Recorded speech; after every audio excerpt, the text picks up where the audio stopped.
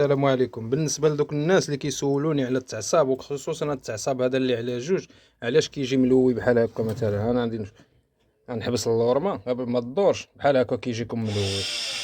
شوف، المشكل فين كاين في اللورمه. الا كانت اللورمه خفيفه، شوف، ما يكونش المشكل. والمشكل الثاني فين كاين في هذه. بحال دابا هذه، ها هي شوش مرخوفه.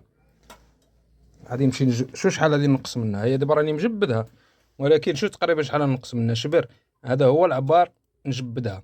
ملي كتجبدها مزيان، ملي كتجبد تعصيبه مزيان ما تدورش.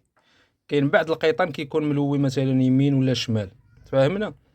وهذيك الاخت اللي قال لك كيفاش غادي نقص الكسيراتور، كيفاش نقص الموتور من السرعه ديالو، خصو يكون عندك كسيراتور بحال هذا. ها هو، شفتيه؟ ها هو كنبرك عليه برجلي. ها سمعتي؟ كنبرك القياس اللي بغيت. انا نزيد في السرعه، سمعتي؟ شو دابا هاد الخيط هذا مرخي، هذا غادي يتلوى. لا عصبتو هذا غادي يتلوى، واخا تكون اللورمه خفيفه غادي يتلوى. ولكن الا كان مجبد، تنواعدكم ما غاديش يجي فهمتي؟ ما يجيش مدور، ما يجيش مكمش، كيجي بحال هذا. هاي شو هادي؟ هاي معصبه، هي معصبه ومعلقه، ما ملويه ما والو. ها الاخرى، هاي شتيها؟